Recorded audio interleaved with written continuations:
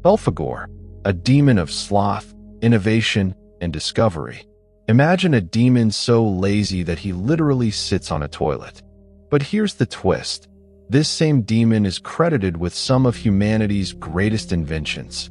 His name is Belphegor, and the story you're about to hear will shatter everything you thought you knew about demons, temptation, and the very nature of evil itself. Because what if I told you that laziness might be the most dangerous sin of all? Picture this. It's the dead of night in medieval Paris. A scholar sits hunched over ancient manuscripts, candle wax dripping onto parchment covered in forbidden symbols. He's been studying demonology for decades, and tonight, he's finally attempting to summon one of hell's most peculiar princes. The air grows thick and sulfurous. The candles flicker. And then, in a cloud of greenish smoke, something appears.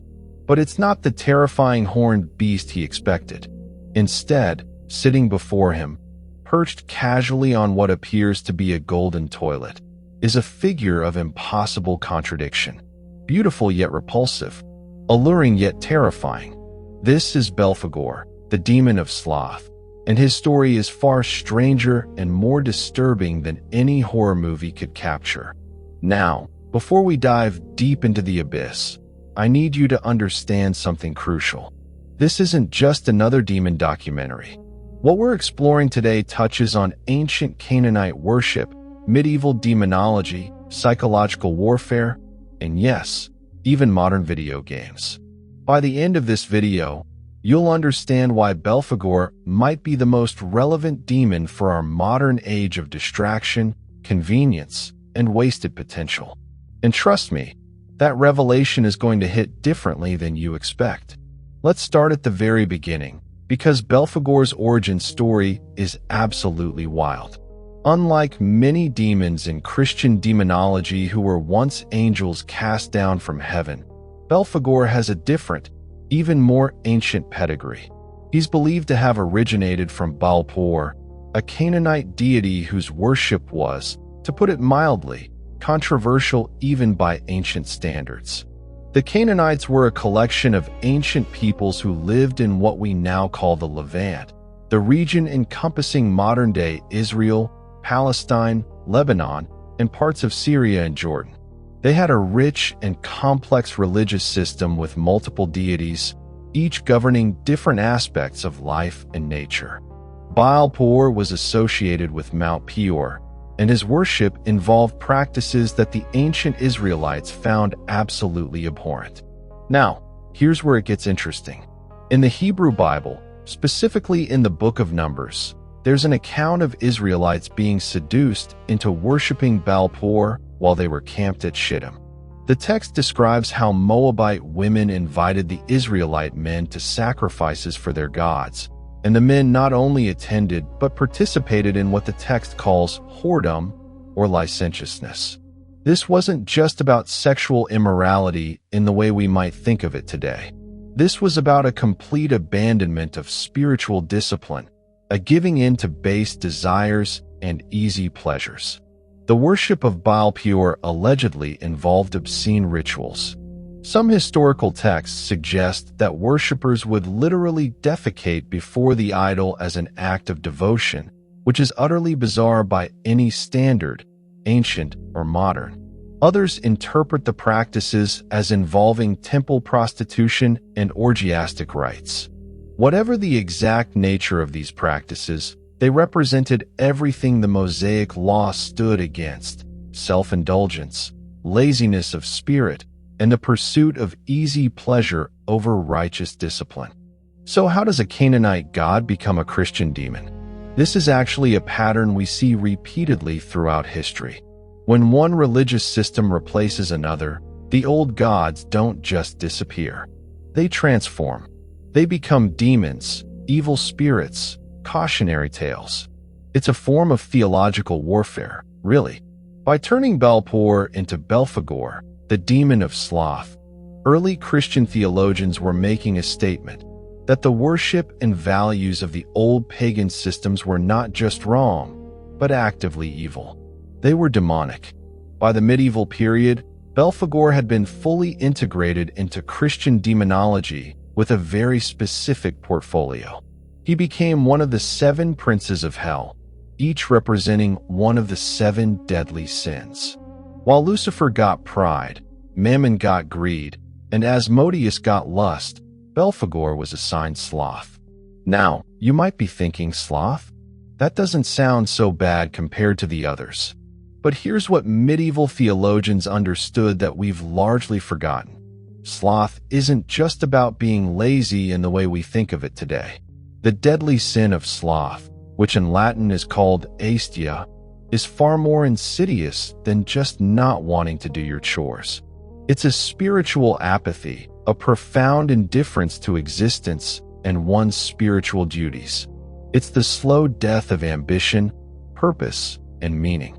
It's the comfortable numbness that creeps in when we choose the easy path over the meaningful one again and again and again. In many ways, sloth is the sin that enables all the others, because it's the giving up of the struggle to be better. And this is Belphegor's specialty.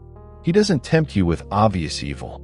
He tempts you with comfort, convenience, and the path of least resistance. Now let's talk about what Belphegor actually looks like, because his appearance is loaded with symbolism that tells us everything about his nature. According to various grimoires and demonological texts from the medieval and Renaissance periods, Belphegor can appear in multiple forms, and each form reveals something crucial about his character. In one form, he appears as a beautiful young woman. She's seductive, alluring, everything you might desire. This form represents the initial appeal of his temptations. The easy path always looks attractive at first. The shortcut, the quick fix, the minimal effort for maximum reward. This is Belphegor showing you what you want to see, luring you in with the promise of effortless gain. But his true form, his demonic form, is something else entirely. He appears as a monstrous figure with horns curling from his head, a long ragged beard, and sharp claws on his hands. His mouth is often described as being filled with sharp teeth, and his eyes burn with a yellowish fire. But here's the part that everyone remembers, the detail that's so bizarre it's almost comical. Belphegor is often depicted sitting on a toilet, or in medieval terms, a latrine. Now, before you laugh this off as medieval weirdness, understand the symbolism here. It's actually brilliant and deeply disturbing. The toilet represents waste. It represents the squandering of potential. When Belphegor sits on his golden toilet, he's showing you what happens to everything he touches. All that talent, all that potential, all those dreams and ambitions, they go down the drain. They become waste. He takes what could have been precious and reduces it to excrement. There's also another layer here connected to his origin as Belphegor. Remember those obscene worship practices I mentioned? The toilet in Belphegor's iconography is a direct callback to that, a reminder of his degrading origins. It says, "This is a being who revels in the degradation of the sacred, who takes what is holy and human and reduces it to the basest functions." The sharp claws are significant, too. They represent how sloth, once it has its grip on you, doesn't let go easily. Those claws dig in deep. The path of least resistance becomes a trap, and the longer you walk it, the harder it becomes to break free. So how does Belphegor actually work? What are his methods? This is where things get really interesting and uncomfortably relevant to modern life. According to demonological tradition, Belphegor doesn't tempt people with obvious evil or dramatic sins. He's far more subtle than that. His specialty is the slow corruption, the gradual erosion of will and purpose. His primary method is to offer inventions and wealth. Now, this seems contradictory at first, doesn't it? How is the demon of sloth associated with innovation and discovery? Shouldn't he be the demon of doing nothing? But here's the genius of it. Belphegor offers inventions and wealth specifically to make life easier. He's the demon of shortcuts, of labor-saving devices, of getting rich quick schemes. He whispers in your ear, "Why work hard when you could work smart? Why struggle when there's an easier way?" And here's the thing. There's nothing inherently wrong with efficiency or innovation. The problem is the intention behind it. Are you innovating to free up time for more meaningful pursuits? Or are you seeking ease for ease's sake? Are you building wealth to create security and help others? Or are you chasing riches so you can do nothing? Belphegor's gifts always come with a hidden cost. That invention that was supposed to save you time? It ends up making you dependent, lazy, and less capable than you were before. That wealth that fell into your lap, it removes your motivation to grow, to strive, to become more than you are. His temptations are particularly insidious because they masquerade as blessings. They look like answered prayers, but they're actually chains, binding you to a life of comfortable mediocrity and unfulfilled potential. Medieval texts describe how Belphegor would visit inventors and scientists, whispering ideas into their minds. Some of these ideas would indeed work, would indeed bring wealth and fame. But slowly, inevitably, the innovator would find themselves doing less and less actual work. They'd rest on their laurels. They'd stop pushing boundaries. They'd become comfortable, and then they'd stop maturing. Their potential would be wasted, even though from the outside it might look like success. This is the core of Belphegor's deception. He makes waste look like abundance. He makes stagnation feel like achievement. He convinces you that you've arrived when really, you've just stopped moving. Think about how this applies today. We're surrounded by convenience, by shortcuts, by apps and devices that promise to make life easier. And many of them do, genuinely. But there's a tipping point where convenience becomes dependence, where efficiency becomes atrophy. When you can have anything delivered to your door, when you can swipe instead of talk, when you can scroll instead of create, when does the ease become a cage? Now, there's a particular legend about Belphegor that's absolutely fascinating, and it reveals so much about medieval attitudes toward marriage, human nature, and happiness itself. This story appears in various forms across different texts, but the core narrative is consistent and deeply cynical. According to this legend, there was a debate in hell among the demons about human nature. Specifically, they were arguing about marriage and whether true marital happiness could exist. The demons had been hearing countless complaints from damned souls who blamed their spouses for their miseries. If only I hadn't married her, I would have been faithful. If only I hadn't married him, I would have succeeded. My spouse ruined my life. These kinds of complaints were apparently so common that the demons began to wonder, was marriage itself the problem? Was it possible for any human marriage to be truly happy? Satan, intrigued by this question, decided to conduct an investigation. He needed to send someone to Earth to live among humans, to observe marriages firsthand, and to report back on whether true marital happiness existed anywhere on the planet. And who did he choose for this mission? Belphegor. Why? Because Belphegor, as the demon of sloth, understood the path of least resistance. He understood settling for less than you deserve. He understood the slow death of passion and purpose. If anyone could investigate the reality of marriage, stripped of romanticism and idealism, it was him.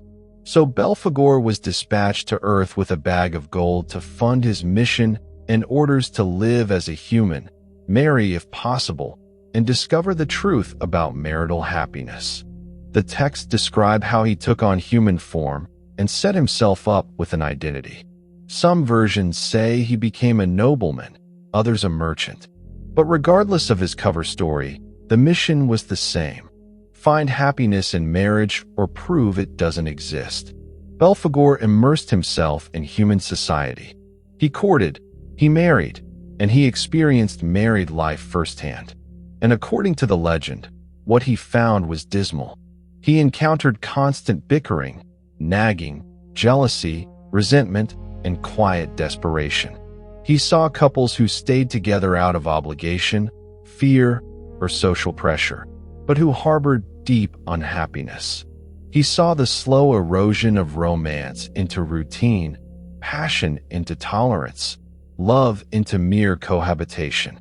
Some versions of the story add colorful details. In one telling, Belphegor married a woman who was so difficult, so demanding, so endlessly nagging, that even a demon couldn't stand it. She spent all his money, criticized everything he did, and made his existence miserable. Belphegor, who had witnessed countless torments in hell, supposedly found marriage to this woman worse than anything the infernal regions could offer. He eventually fled from his own wife, so desperate to escape that he abandoned his mission and returned to hell ahead of schedule. When he reported back to Satan, his conclusion was unequivocal: true marital happiness does not exist. Nowhere on earth had he found a couple genuinely happy together over the long term. Every marriage he investigated was either overtly miserable or quietly desperate. His mission had confirmed the complaints of the damned souls. Marriage was indeed a trap, a source of guaranteed misery. Now, we need to unpack this legend because it's operating on several levels simultaneously. On the surface, it's a misogynistic medieval tale about the horrors of marriage, specifically blaming wives for marital unhappiness. That reading is certainly there, and we shouldn't ignore the historical context in which these stories were told, often by celibate monks who had their own complicated relationships with the idea of marriage and sexuality. But there's a deeper meaning here that's actually quite profound and still relevant. The legend isn't really about whether happy marriages exist. It's about the impossibility of easy happiness, of effortless contentment. Remember, Belphegor is the demon of sloth. His entire existence is about the pursuit of comfort and the avoidance of effort. What this legend is really saying is that Belphegor, the embodiment of taking the easy path, found marriage impossible because marriage requires work. Any real relationship requires effort, compromise, sacrifice, communication, and constant renewal of commitment. It requires you to grow, to change, to accommodate another person's needs and dreams alongside your own. It's the opposite of sloth. It's active, ongoing, and difficult work. And for Belphegor, who represents the eternal avoidance of difficulty, genuine marital happiness would be impossible to achieve or even recognize. So when Belphegor reports back that true marital happiness doesn't exist, he's actually revealing his own limitations. He's admitting that happiness that requires effort is beyond his understanding. He can't comprehend the satisfaction that comes from struggle, from working through difficulties, from choosing to love even when it's hard. His entire existence is built on the premise that ease equals happiness, that comfort equals fulfillment. The possibility that the opposite might be true, that the most meaningful happiness comes through effort and commitment, is literally incomprehensible to him. This makes the legend deeply psychological. Belphegor becomes a symbol for that voice in all of us that wants the reward without the work, the destination without the journey, the relationship without the effort. And his failure on earth represents the universal truth that shortcuts to happiness don't actually lead to happiness at all. They lead to emptiness disguised as comfort.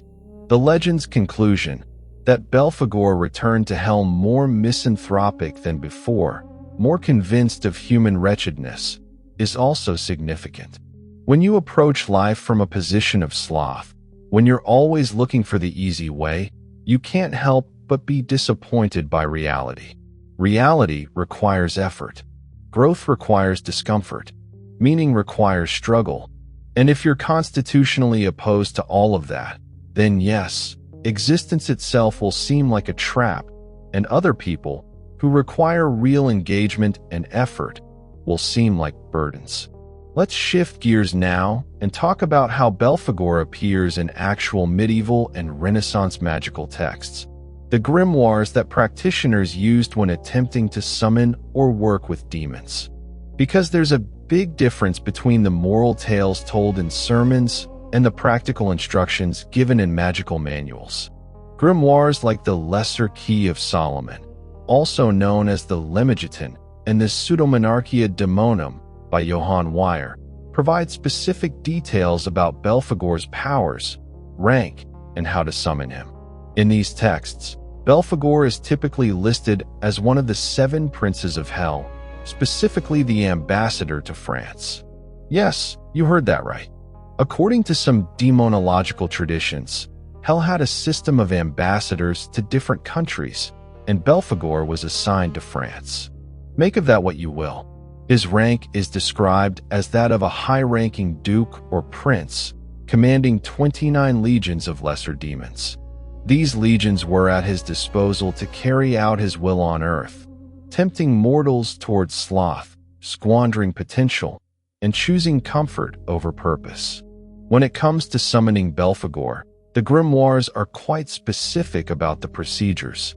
Like all dangerous conjurations, it required extensive preparation, protective circles, specific incantations, and offerings. The magician would typically need to fast for a period, purify themselves, and prepare the ritual space with appropriate symbols and seals. Belphegor's seal, a specific sigil unique to him, would be drawn within the protective circle as a focal point for the summoning. The grimoires warn that Belphegor is particularly tricky to deal with. His temptations are subtle, and even magicians who successfully summoned him for specific purposes found themselves gradually corrupted. He might grant you the invention or discovery you seek, but in doing so, he'd plant the seeds of your eventual decline. You'd find yourself relying on his gifts rather than your own effort. You'd start taking shortcuts in other areas of your life. The sloth would creep in slowly until it consumed everything. One particularly interesting detail from several grimoires is the type of offerings Belphegor prefers. Unlike demons associated with blood sacrifice or elaborate rituals, Belphegor was said to be pleased with simple offerings, things requiring minimal effort. This makes perfect sense given his nature. He doesn't want you to work hard, even in your devotion to him. Some texts mention that he favored excrement as an offering, again calling back to his origins as bile poor and reinforcing his association with waste and degradation. The promises he made to those who summoned him typically involved wealth and ingenious discoveries. He was known as a demon who could reveal hidden knowledge, particularly about inventions that would make life easier or bring riches. Alchemists sometimes invoked him, seeking shortcuts to creating gold or discovering the philosopher's stone. Inventors might summon him for inspiration. Merchants might call upon him for schemes to get rich quickly. But the grimoires consistently warn about the price. Yes, he might deliver on his promises. You might indeed get that invention or that wealth, but you'd also get the corruption that comes with it.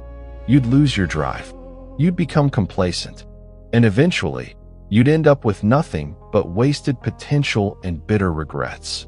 The grimoires make clear that dealing with Belphegor is essentially a suicide pact for your ambition and character. Now, whether you believe in the literal existence of demons or not, there's undeniable psychological truth in the Belphegor mythology. Let's analyze him as a personification of certain mental patterns and psychological traps that are very real and very dangerous. From a psychological perspective, Belphegor represents the self-sabotaging tendency toward the path of least resistance. He's the voice in your head that says, "You've worked enough today, you deserve a break," when you're actually just getting started. He's the rationalization that turns procrastination into a lifestyle. He's the whisper that convinces you that potential is the same as achievement, that intention is the same as action. Modern psychology recognizes that humans have a fundamental cognitive bias toward immediate gratification over delayed rewards. This is called temporal discounting or delayed discounting, and it's exactly Belphegor's domain.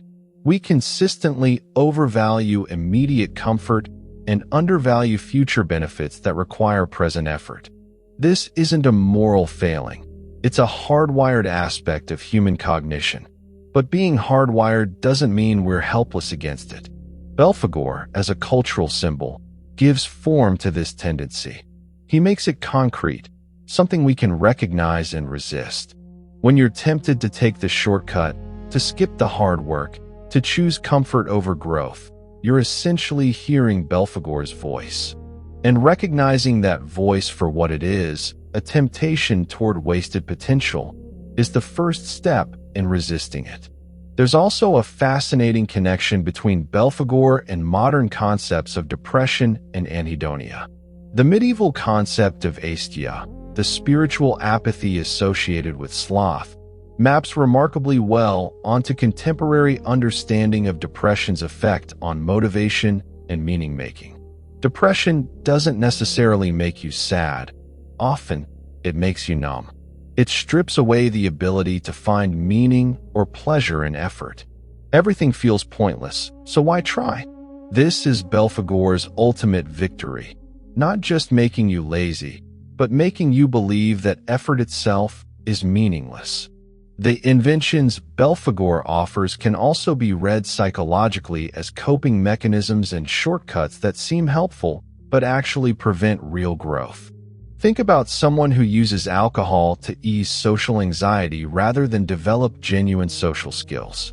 The alcohol works in the short term. It makes socializing easier, but it prevents the person from actually growing past their anxiety. It's a Belphegorian invention, something that solves a problem while ensuring the underlying issue never gets addressed. Or consider how we use technology to avoid uncomfortable emotions. Feeling lonely? Scroll social media instead of reaching out to real friends. Feeling anxious about your purpose in life?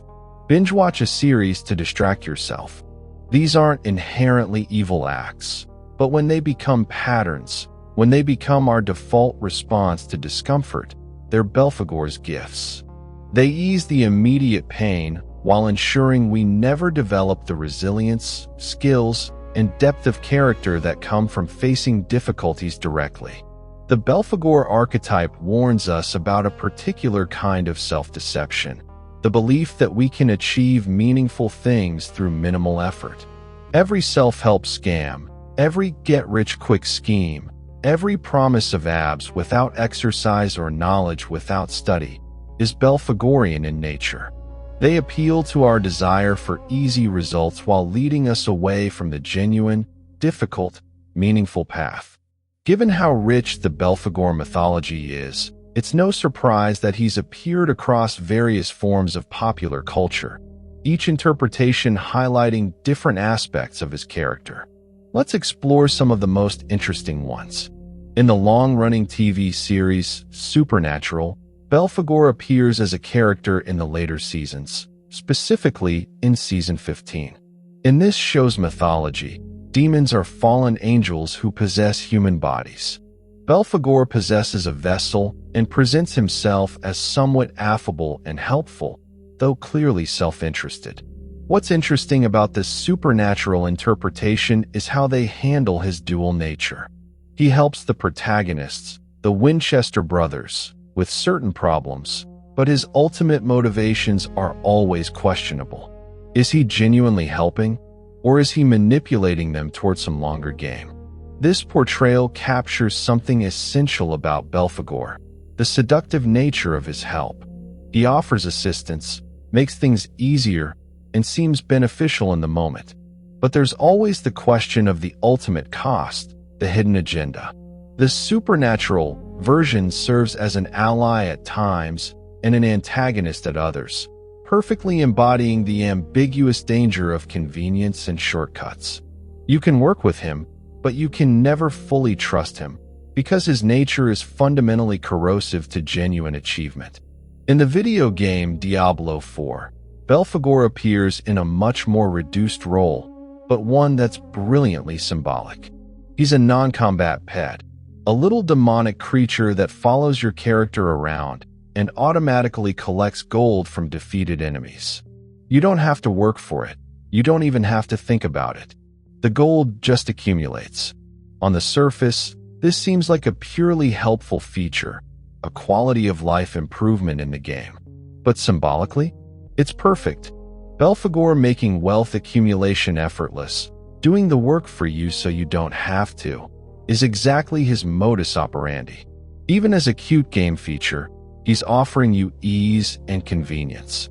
The question the game doesn't ask, but which the mythology raises, is, what do you lose when collection becomes automatic? In older games, you had to actively collect loot, which meant you were more conscious of your rewards, more engaged with the process. Automatic collection is easier, more convenient, but also more passive. It's a tiny example of the broader pattern Belphegor represents: efficiency that reduces engagement, convenience that breeds passivity.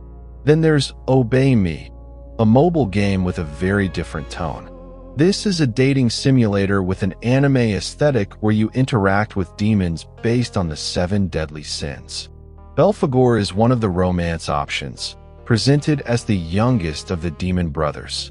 His character design leans heavily into the sloth aspect. He's constantly sleepy, draped in purple and white, and fundamentally unmotivated to do anything that requires effort. He's actually quite popular with the game's fanbase, portrayed as cute and relatable rather than threatening. This interpretation is interesting because it domesticates Belphegor, making him safe and adorable. His sloth becomes an endearing character quirk rather than a dangerous corruption.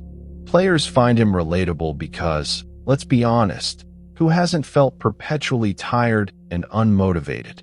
The game lets you romance this anthropomorphized version of spiritual apathy, which is its own kind of commentary on modern culture's relationship with laziness and low-key depression. We've made sloth cute. We've made apathy relatable. We've transformed the demon of wasted potential into a love interest. There's something both honest and troubling about this. It's honest because it acknowledges that we all struggle with motivation, that we all feel the pull toward doing nothing. But it's troubling because it suggests we've stopped seeing sloth as a problem to overcome and started seeing it as an identity to embrace. When the demon of sloth becomes your romantic ideal, what does that say about your ambitions? Now let's get really uncomfortable and talk about how Belphegor's influence is more relevant now than perhaps any time in history. If you wanted to design a society to maximize sloth, to encourage the squandering of human potential, you'd end up with something that looks suspiciously like modern life in developed nations. Consider the technological landscape we inhabit. Every app, every device, every platform is optimized for convenience and minimal effort. Want food? Don't cook. Don't even go out. A few taps, and it's delivered. Want entertainment? Infinite options available instantly, no effort required beyond choosing. Want social connection? No need for the vulnerability and effort of real friendship. Digital interactions offer a low-effort simulacrum. Want knowledge? It's all there, searchable in seconds. No need for the long discipline of study. Want to feel productive? Productivity apps will gamify your life, turning genuine achievement into points and badges, substituting the appearance of progress for actual growth. Want to look fit? Filters and angles can create that illusion without the months and years of discipline required for actual fitness. I'm not saying technology is bad or that convenience is evil. The issue is the cumulative effect, the way constant ease erodes our capacity for sustained effort.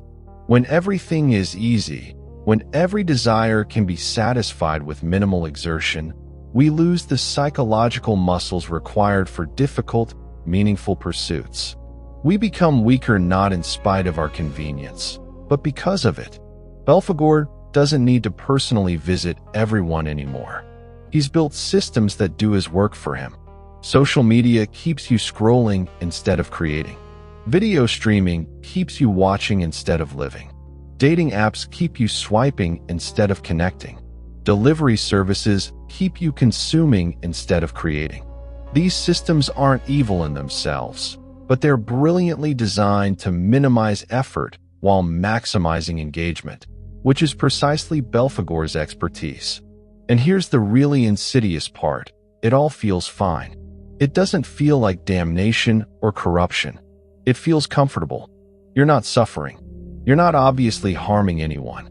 You're just doing nothing, accomplishing little, becoming less than you could be. And you might not even notice until years have passed and you realize all that potential you had, all those dreams you once held, have quietly evaporated while you were busy being comfortable. The modern epidemic of burnout is also connected to this.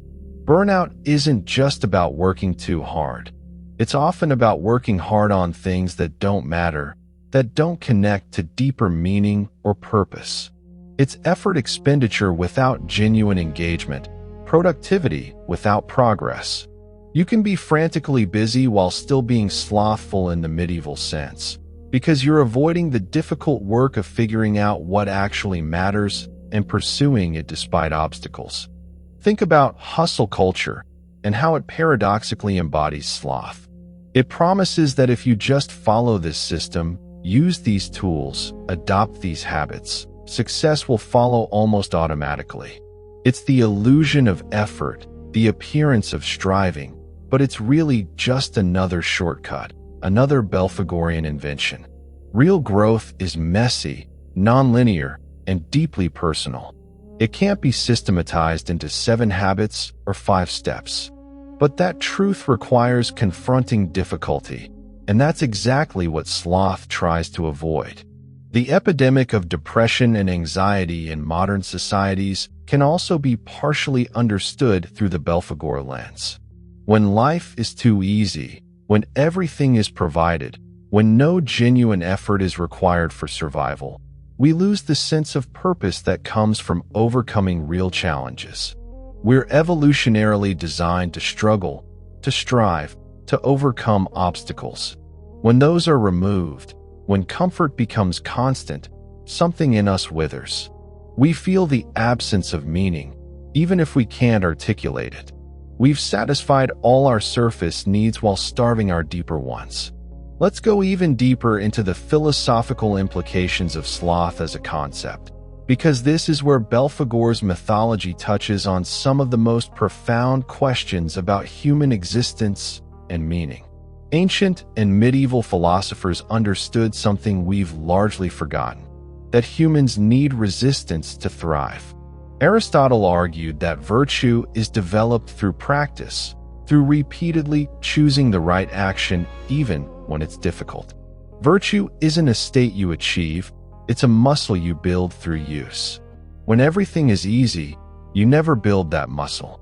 You remain weak, not because you're inherently flawed, but because you've never been required to become strong.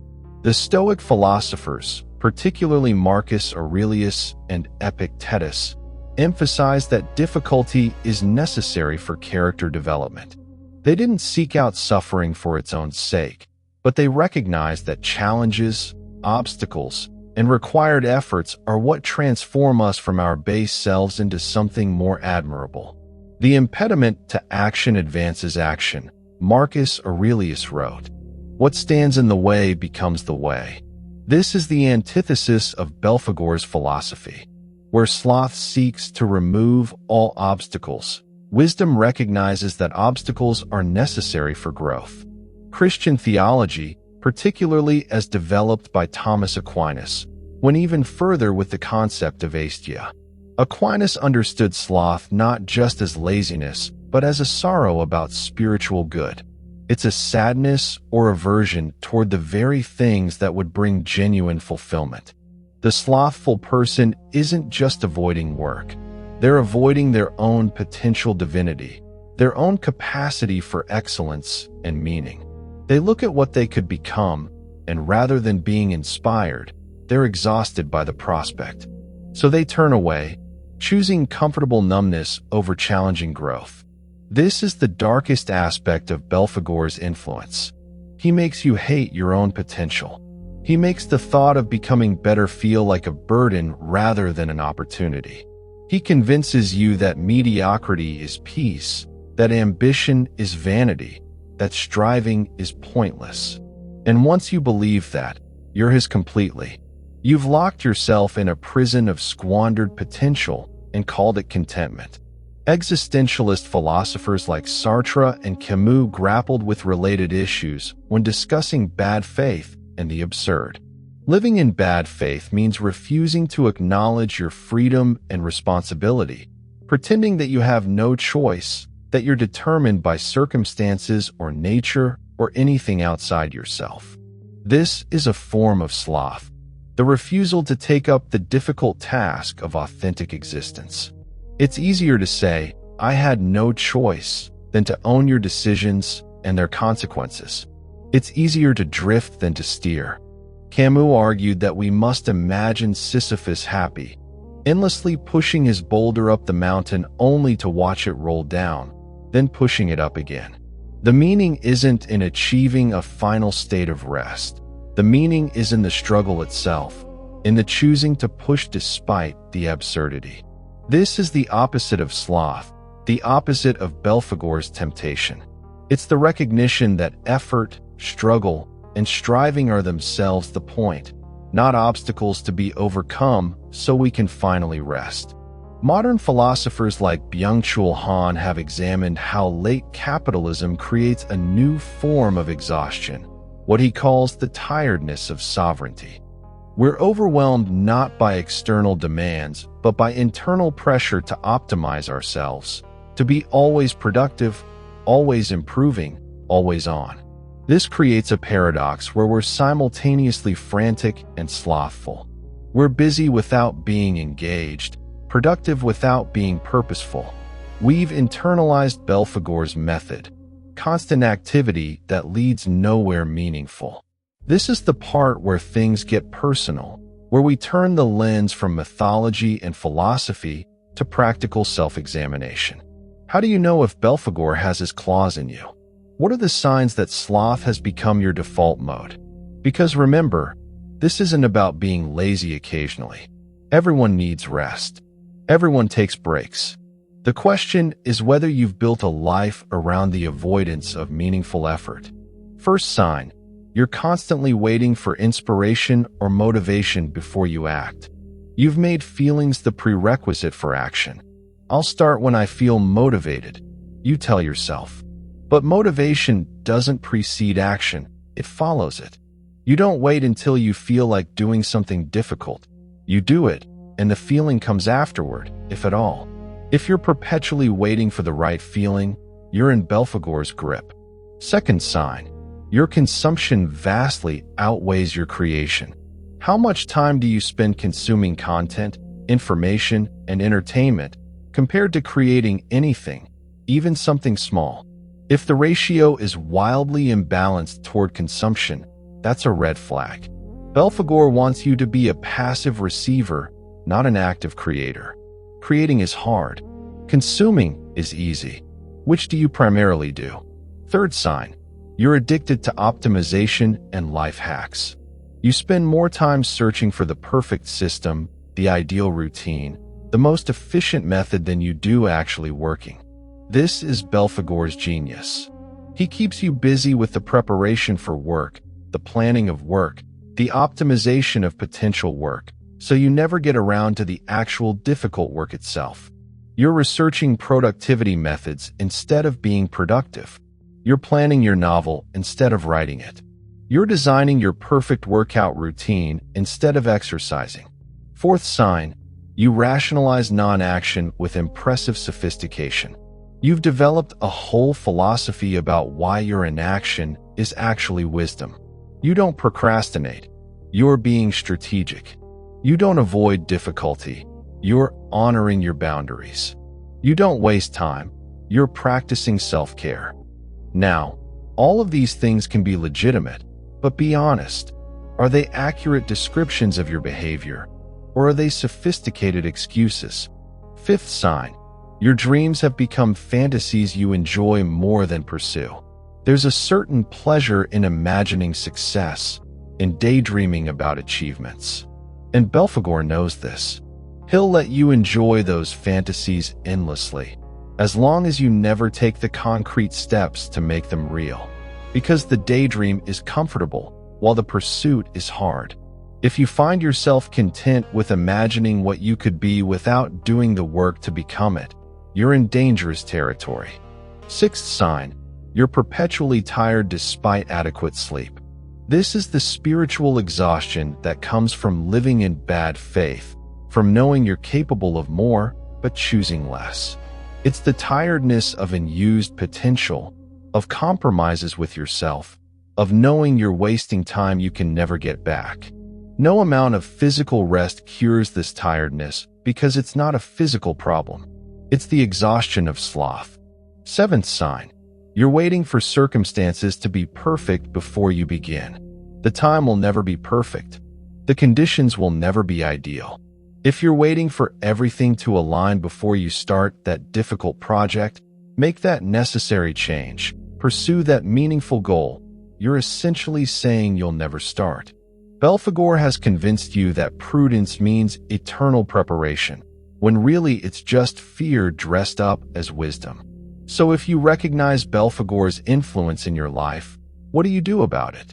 How do you break free from the comfortable cage of sloth? This is where ancient wisdom and modern psychology actually converge on some powerful principles.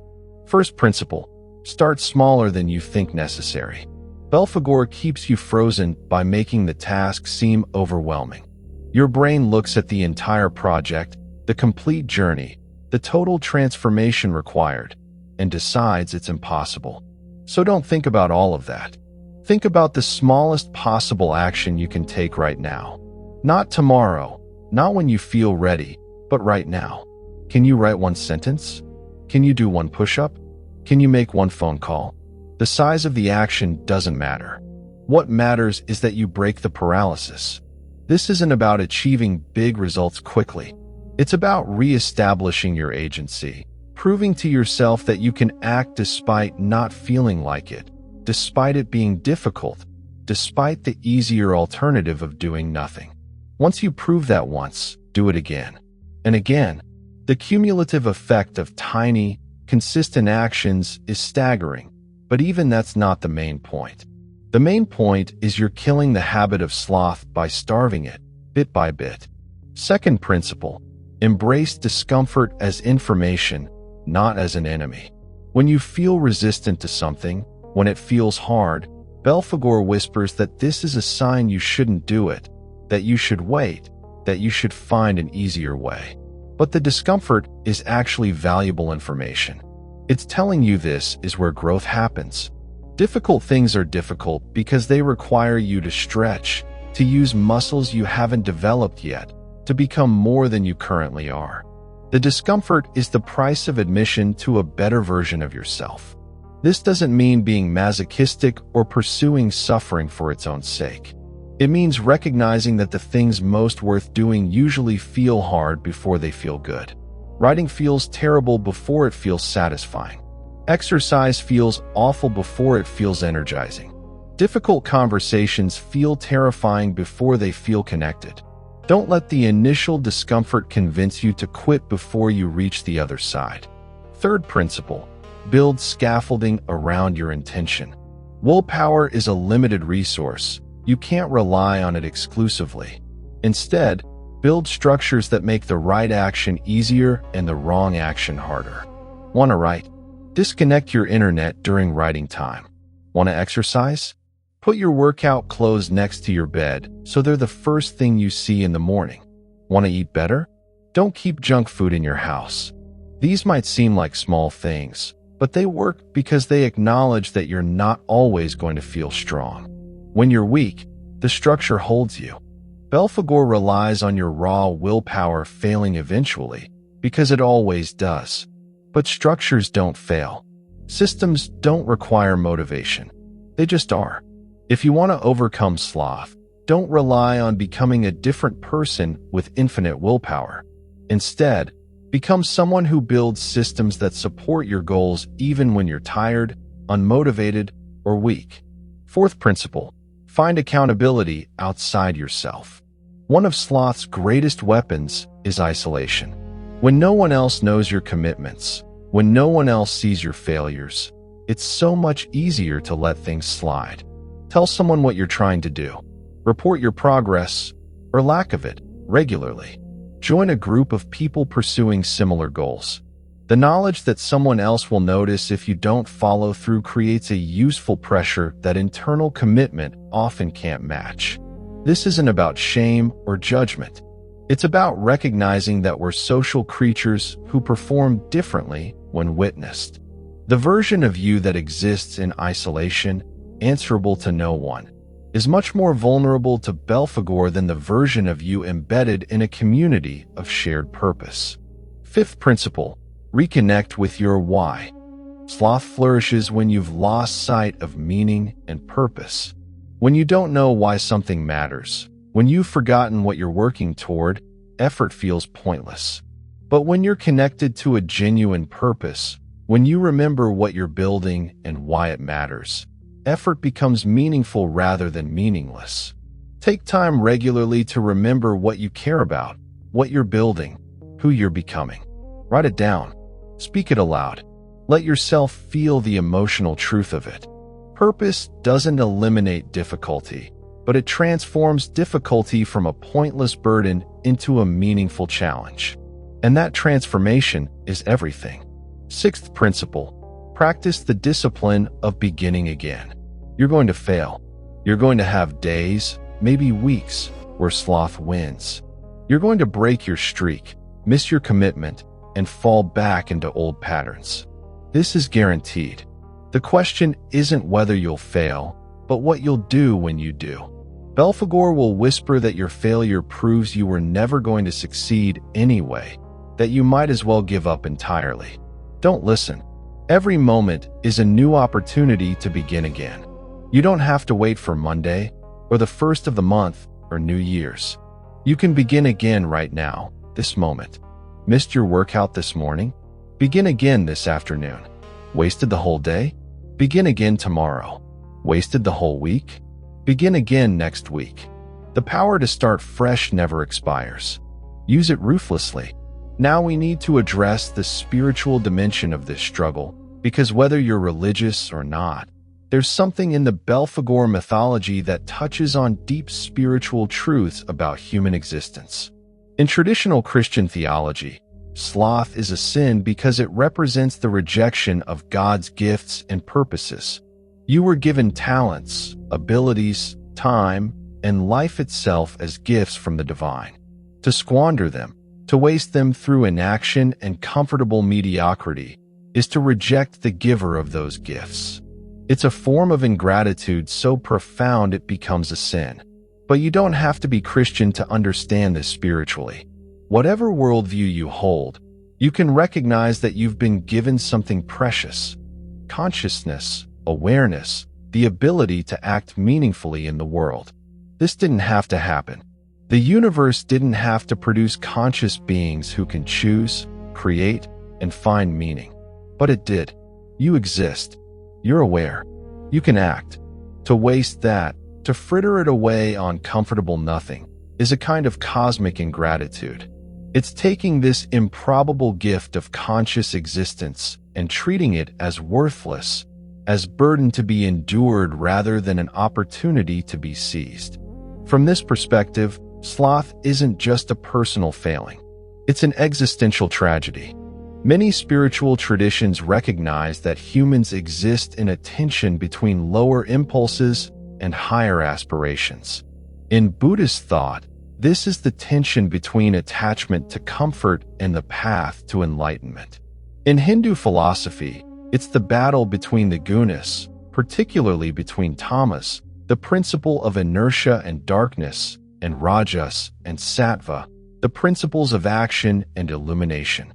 In Islamic tradition, it's the greater jihad, the internal struggle against the nafs al-amara, the commanding self that always wants ease and pleasure. The Belphegor mythology gives this universal struggle a face and a name. He's the personification of that gravitational pull toward inaction, toward comfort, toward the slow death of potential. And recognizing him as an external force, even metaphorically, can be psychologically powerful. It's not just you being weak. It's you struggling against something real, something that has opposed human flourishing across all cultures and times. Spiritual practice, whatever form it takes, is essentially anti-Belphegorian. Prayer requires discipline. Meditation requires effort. Contemplation requires time and focus. Service requires self-sacrifice. A study of sacred texts requires sustained attention. Every spiritual tradition recognizes that the path to meaning, to connection with the divine or the transcendent, requires work. It's never easy. It's never comfortable. And that's the point. The mystics of various traditions speak of dark nights of the soul, periods where all meaning drains away, where every effort feels pointless, where you're tempted to abandon the path. This is Belphegor's final test.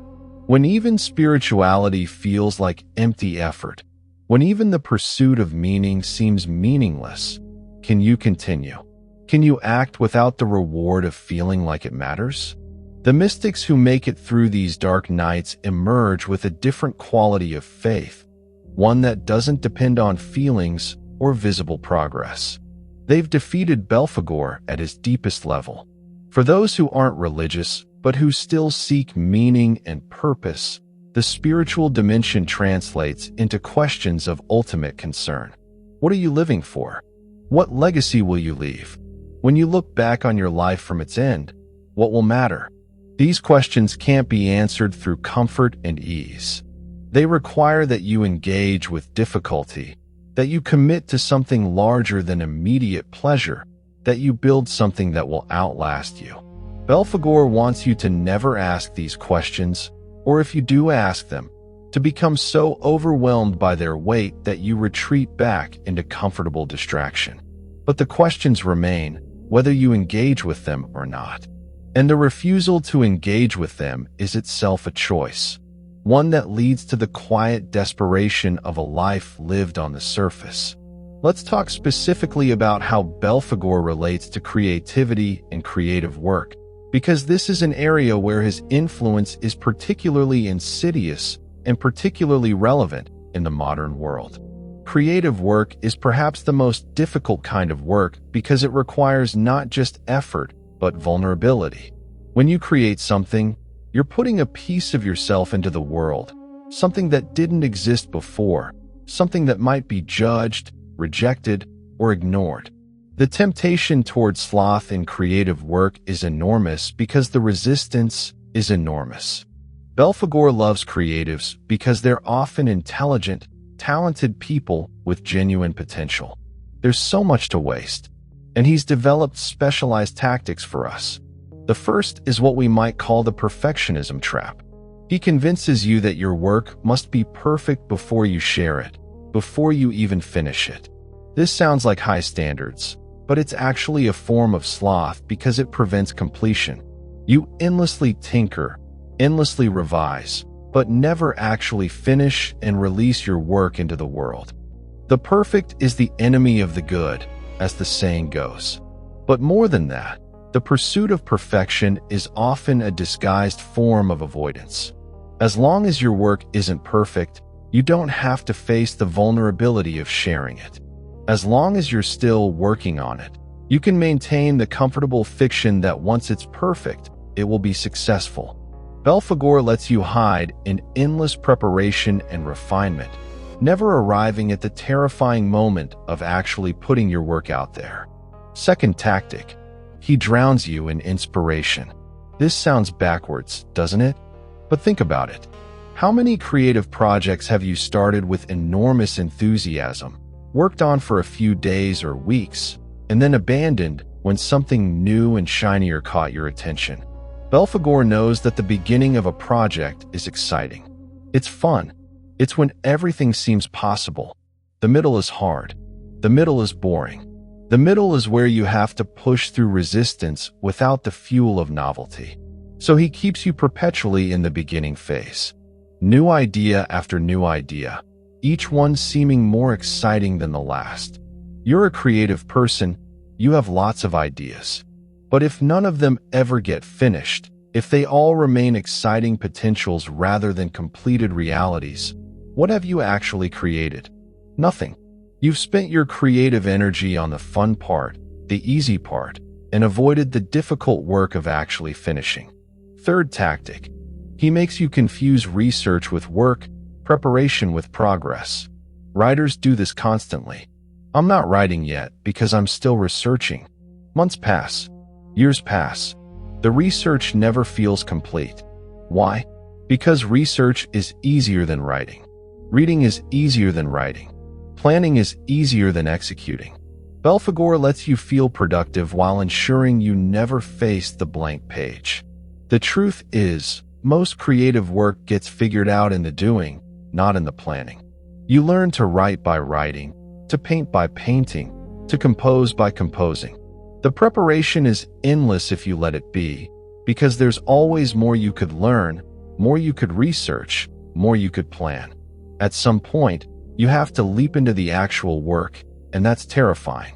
So Belphegor keeps you in the comfortable space of preparation. Fourth tactic. He weaponizes your self-criticism. Every creative person has an inner critic, a voice that points out everything wrong with your work. This voice can be useful in revision, but Belphegor turns it into a weapon of paralysis. He amplifies that voice during the creation phase, when you need to silence it and just get something down. He makes you judge your rough draft as if it should be a finished masterpiece. He makes you compare your beginner work to the finished work of masters.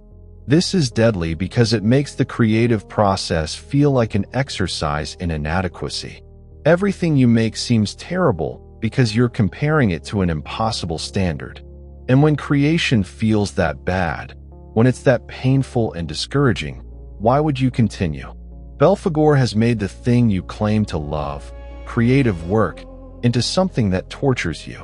So you stop, and your potential remains just potential, forever unrealized. Fifth tactic. He offers you endless tools and systems for creativity. New apps, new methods, new frameworks. Maybe this is the tool that will finally unlock your creativity. Make it easy, make it flow. You spend more time learning new tools than using them. You spend more time setting up your perfect creative environment than creating in it. This is the search for the Belphegorian invention, the tool that will make creative work easy. But such a tool doesn't exist. Creative work is fundamentally difficult, and the difficulty is necessary. Trying to remove it is trying to remove the essence of creativity itself. Remember that legend about Belphegor investigating marriage? Let's return to that theme and examine how sloth corrupts relationships, because this is an area where Belphegor's influence is both subtle and devastating. Relationships, whether romantic, familial, or friendship, require sustained effort. They require that you show up consistently, that you communicate even when it's uncomfortable, that you work through conflicts rather than avoiding them, that you continue to invest in the relationship even after the initial excitement fades. This is all hard work, and Belphegor offers an easier path. In romantic relationships, sloth shows up as settling. You know this relationship isn't what you really want, isn't fulfilling your deeper needs, but changing it or leaving it would require difficult conversations, emotional turmoil, and uncertainty. Easier to stay, to settle for mediocre companionship, to let years pass in comfortable dissatisfaction. Belphegor convinces you that this is maturity, that real love isn't passionate or exciting, that you're being realistic. But really, you're just avoiding the hard work of either improving the relationship or ending it. Sloth also manifests as emotional unavailability. Real intimacy requires vulnerability, and vulnerability is terrifying. It's so much easier to keep things surface level, to avoid the deep conversations, to distract yourselves with entertainment rather than truly connecting. You can be with someone for years without ever being truly vulnerable, without ever showing your real self. This is comfortable. It's safe. And it's a complete waste of both your lives. In friendships, sloth appears as the slow drift. You don't actively end the friendship. You just stop putting in effort. You don't respond to messages promptly. You cancel plans. You mean to reach out, but never do. Years pass. What was once a deep connection becomes a casual acquaintanceship, becomes nothing at all. And Belphegor whispers that this is natural, that friendships just fade sometimes, that you're both busy. But the truth you chose comfort over effort, and you let something valuable die through neglect. With family, sloth shows up as avoidance. There are difficult conversations that need to happen, old wounds that need addressing, patterns that need breaking. But these conversations would be hard, potentially painful, definitely uncomfortable. Easier to maintain the status quo, to endure dysfunction rather than confront it, to let years of family gatherings pass in polite superficiality. The cost is authenticity. The cost is the deep connection you could have if you were willing to do the hard work of honest communication. Belphegor is particularly clever with relationships because he can disguise his influence as kindness. I don't want to rock the boat. I don't want to hurt them. I'm avoiding drama. These can be legitimate concerns, but they can also be rationalizations for avoiding difficult but necessary relationship work. Sometimes the kind thing is the hard conversation. Sometimes love requires conflict.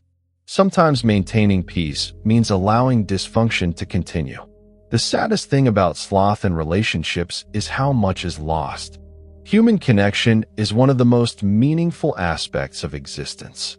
The deep knowing and being known, the support through difficulty, the shared joy and shared sorrow, these are what make life rich.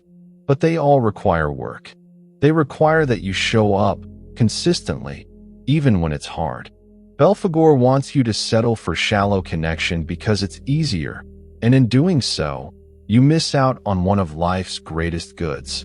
Belphegor doesn't just operate on individuals. His influence extends to institutions, societies, and cultures. We can observe something like collective sloth, and its effects are devastating on a larger scale. Consider how institutions become corrupt not through active malevolence, but through the path of least resistance. It's easier to maintain the status quo than to implement difficult reforms. It's easier to look the other way than to confront wrongdoing. It's easier to follow procedures than to think critically about whether those procedures still serve their purpose. Over time, organizations that start with noble intentions become bureaucratic nightmares, more concerned with self-perpetuation than with their original mission. This is institutional sloth.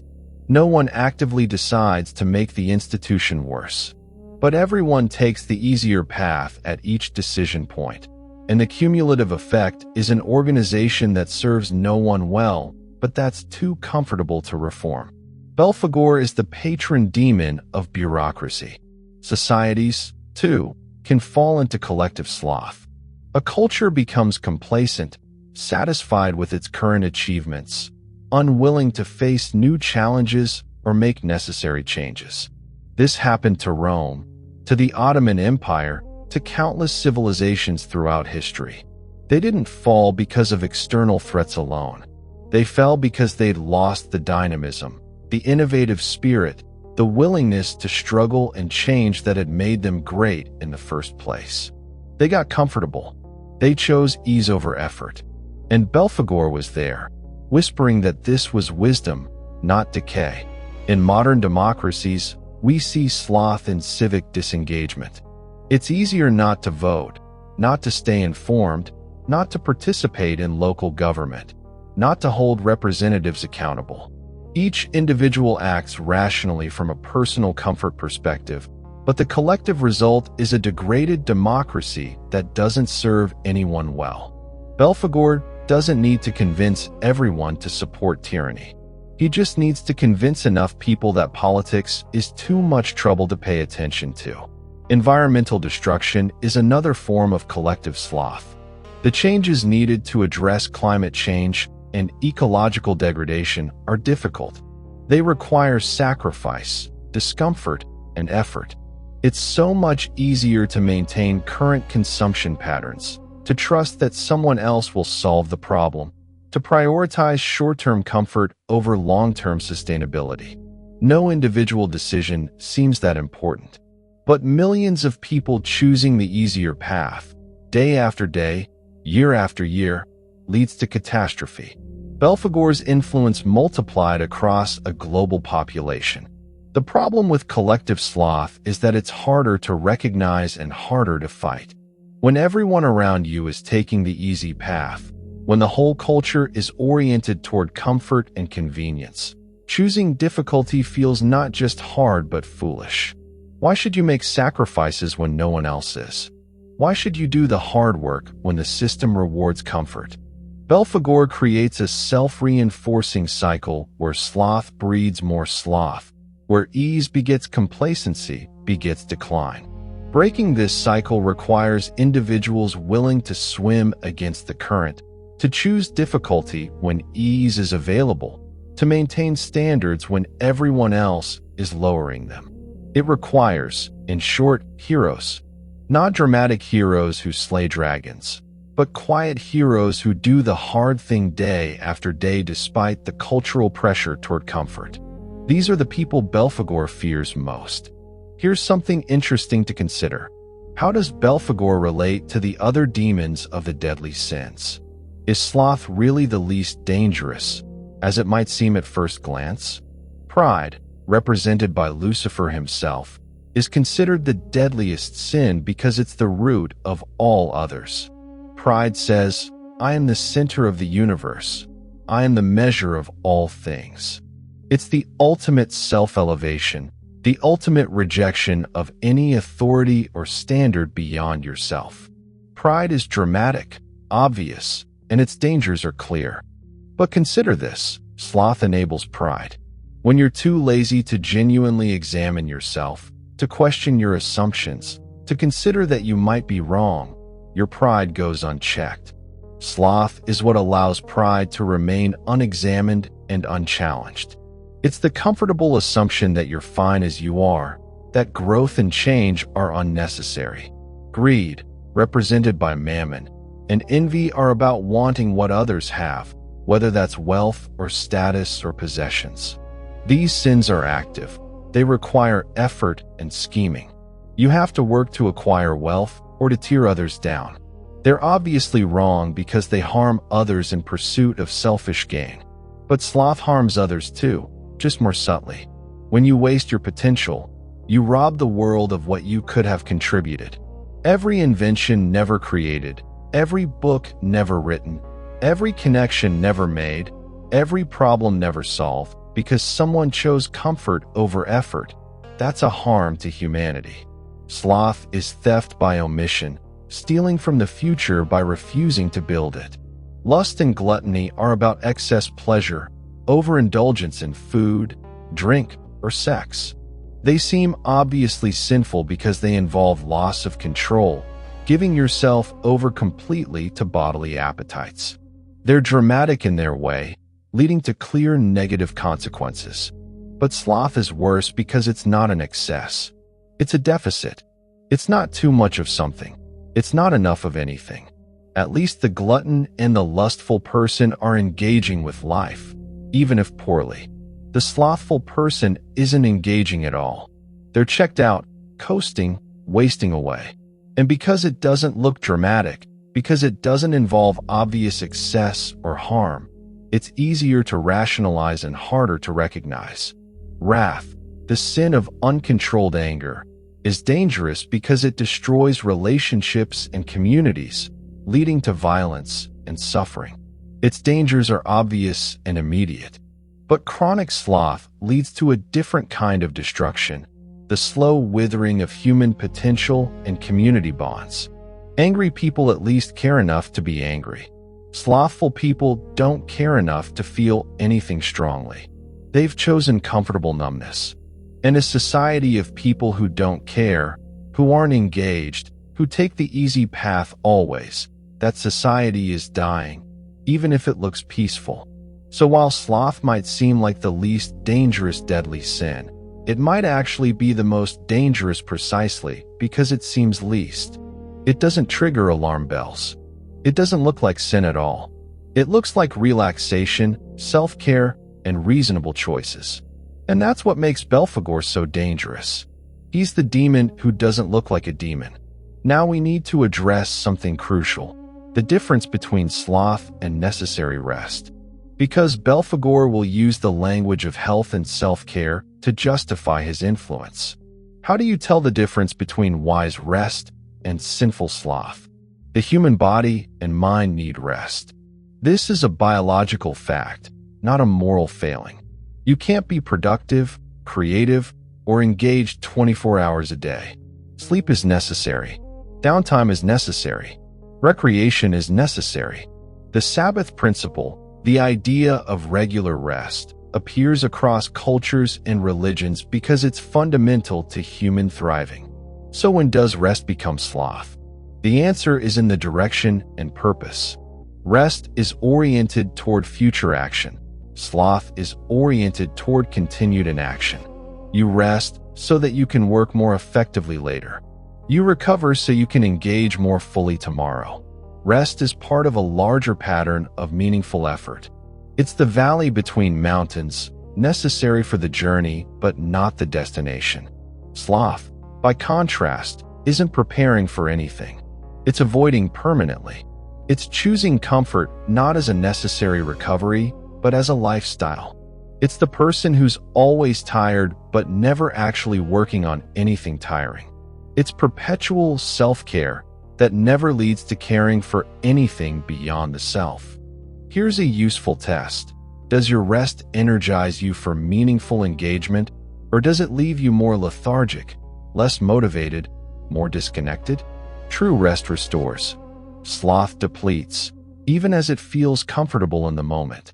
After genuine rest, you want to re-engage with life, with your work, with other people. After sloth, you want to continue doing nothing. Another distinction: rest is temporary, sloth is chronic. You take a day off, a weekend, a vacation. Then you return to engagement.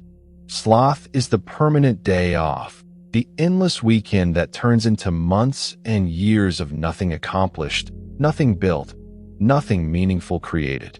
The modern concept of self-care is complicated here because Belphegor has thoroughly infiltrated this language. Genuine self-care involves doing things that serve your long-term well-being, even when they're difficult in the moment. Exercise is self-care, even though it's hard. Therapy is self-care, even though it's emotionally challenging. Setting boundaries is self-care, even though it requires uncomfortable conversations. But Belphegor has convinced many people that self-care means avoiding anything difficult, doing only what feels good in the moment, prioritizing comfort above all. That's not self-care. That's sloth dressed in therapeutic language. Real care for yourself involves acknowledging that you're capable of difficulty, that you can grow, that you're worthy of effort, including your own effort. The Sabbath principle is instructive here. The Sabbath isn't about sloth. It's a deliberate, bounded cessation of work that makes the work on the other 6 days more meaningful and sustainable. It's rest with structure, with purpose, with an understanding that both work and rest are necessary and that each gains meaning from the other. Sloth has no structure. It's just nothing, extending indefinitely. Let's get specific about how Belphegor manifests in modern technology and media, because understanding his contemporary forms is crucial for resistance. Social media platforms are Belphegorian inventions par excellence. They promise connection but deliver distraction. They promise community but deliver isolation. They promise meaning but deliver the endless scroll. The algorithms are designed specifically to maximize engagement, which means minimizing the friction that would allow you to disengage.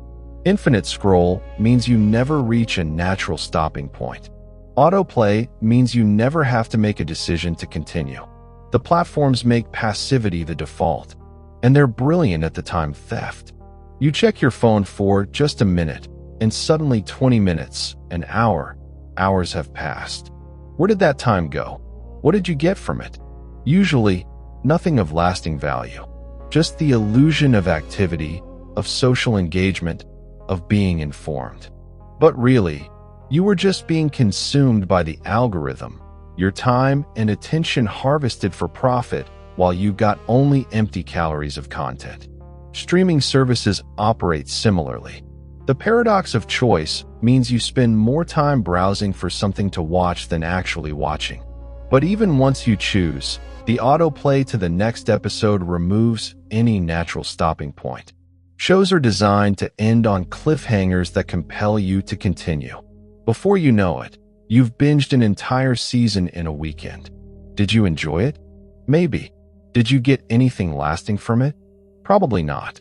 Could you have used that time for something more meaningful? Definitely. Video games, particularly mobile games, have been scientifically optimized to trigger reward centers while requiring minimal effort. They're designed to be addictive in the clinical sense, using variable reward schedules, daily login bonuses, and FOMO mechanics to keep you engaged. The games themselves often require very little skill or creativity, just repetitive actions and time investment.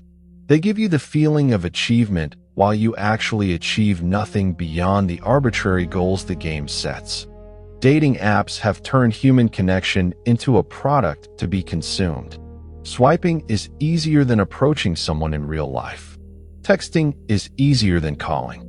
Matching is easier than the vulnerability of showing interest.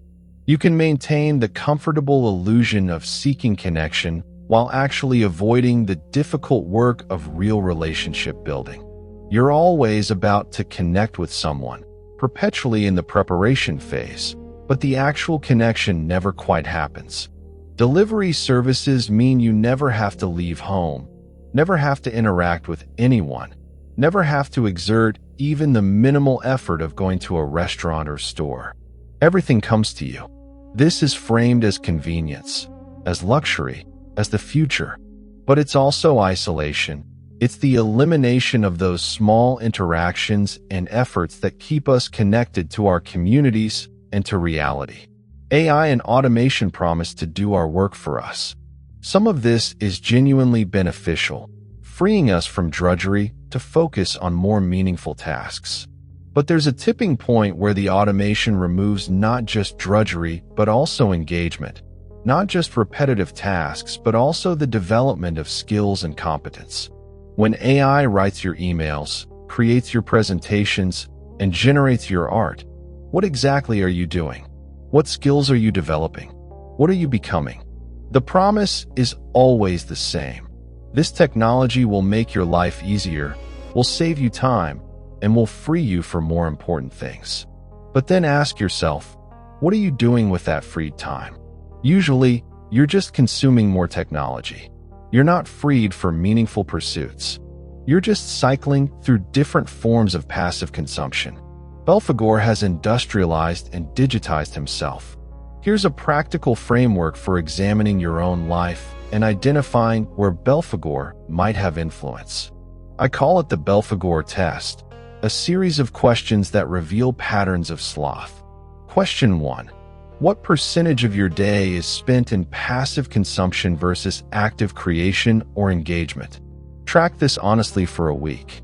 How much time-consuming content, information, and entertainment versus how much time creating anything, solving problems, building something, and engaging meaningfully with people? If the ratio is heavily skewed toward consumption, that's Belphegor. Question 2. When you imagine your ideal day, how much of it involves difficult things? If your fantasy day involves only ease, comfort, and entertainment with zero challenge or effort, you've internalized Belphegor's values. A meaningful life includes difficulty. If your ideal life doesn't, there's a problem. Question 3. What have you built recently? Not consumed, not purchased, but actually built, created, solved, or improved. If you have to think hard to come up with something, If months have passed since you produced anything of substance, sloth has taken root. Question 4. What are you avoiding? What difficult conversation, challenging project, or necessary change are you putting off? We all have something. The question is whether you're actively working toward it or perpetually preparing, planning, and procrastinating. If it's been on your someday list for years, Belphegor is at work. Question 5. How do you feel after your leisure time? Energized and satisfied, or lethargic and vaguely guilty? True recreation leaves you feeling restored. Sloth masquerading as leisure leaves you feeling worse, even if you can't articulate why. Your body knows the difference even when your mind rationalizes. Question 6. What would you do differently if you had 1 year to live? Now ask yourself, why aren't you doing that already? Usually, the answer involves some version of "it's too hard" or "I'll do it later." That's Belphegor. The time scarcity of imminent death clarifies what actually matters. The abundance of time creates the illusion you can afford to waste it. Question 7. What potential in yourself have you given up on? What dream have you declared impossible without really trying? What talent have you let atrophy? What relationship have you let die? These abandonments are usually rationalized sophisticatedly. But beneath the rationalizations, it's usually just that pursuing them would have been hard and giving up was easier. Question 8. How much friction is in your life? If everything is smooth, convenient, easy, that's not optimization. That's the removal of resistance that builds strength. Some friction is necessary. Some difficulty is good. If you've eliminated all of it, you've also eliminated opportunities for growth. Question 9. What are you waiting for? What needs to be in place before you begin? If the list is long and the conditions are unlikely to all align, you're not being prudent. You're creating impossible prerequisites as an excuse for inaction. Question 10. If you continue on your current path for 5 years, where will you be? Really imagine it. If that future doesn't excite you, if it looks like stagnation, why are you on this path?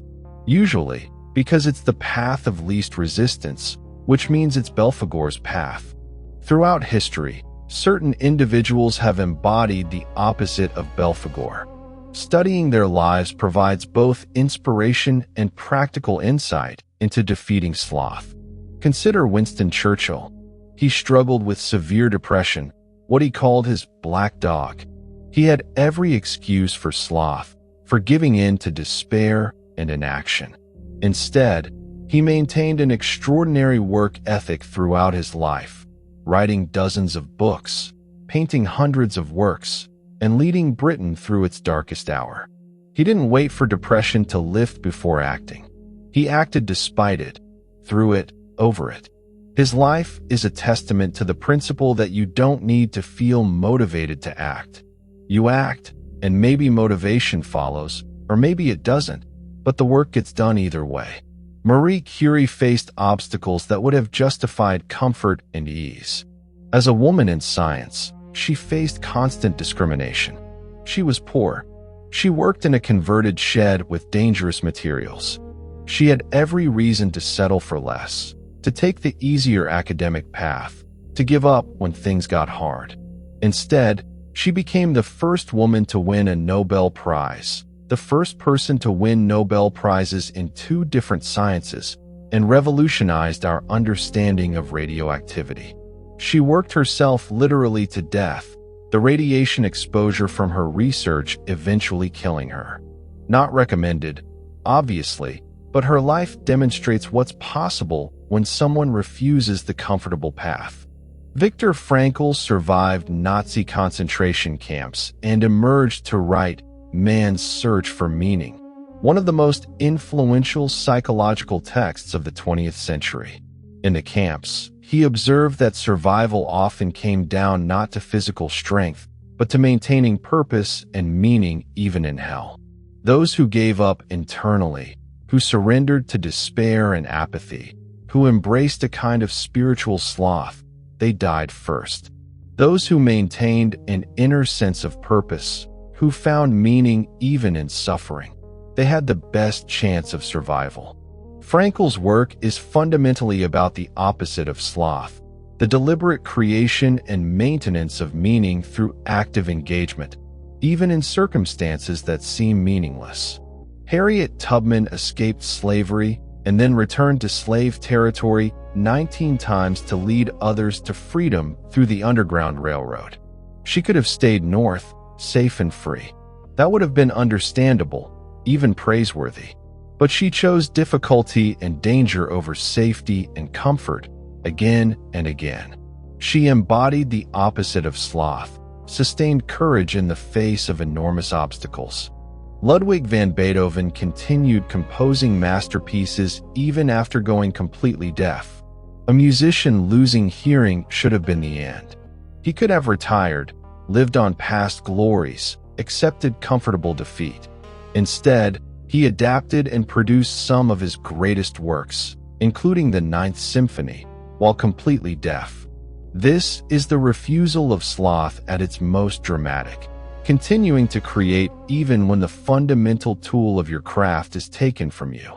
These aren't superhuman figures. They all had moments of weakness, of despair, of wanting to quit. What distinguishes them is that they didn't let those moments define their lives. They pushed through. They did the hard thing. They chose meaning over comfort again and again. And that's the pattern. It's not one heroic act. It's the daily choice to engage despite difficulty, repeated until it becomes the pattern of a life. This is going to be uncomfortable, but we need to talk about the role of suffering in defeating Belphegor, because this is where ancient wisdom and modern sensibilities collide most sharply. Modern culture is deeply invested in eliminating suffering. This isn't wrong exactly.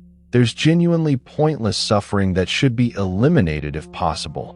But we've gone further, developing the belief that all suffering is bad, that discomfort is to be avoided at all costs, that if something is hard or painful, you shouldn't have to do it. This is Belphegorian philosophy dressed up as compassion. The truth, uncomfortable as it is that some suffering is necessary for growth. Not suffering for its own sake, not suffering as punishment, but suffering as the inevitable cost of meaningful development. You can't build physical strength without the muscle pain of exercise. You can't build emotional resilience without experiencing and working through difficulty. You can't build character without facing moral challenges. The attempt to eliminate all discomfort is actually the attempt to prevent all growth. The Stoics understood this. They practiced voluntary hardship, deliberately choosing difficulty when ease was available, specifically to build strength and resilience. Cold baths, hard beds, simple food, when luxury was available. Not because they were masochists, but because they understood that the capacity to endure hardship is itself a valuable skill that must be practiced.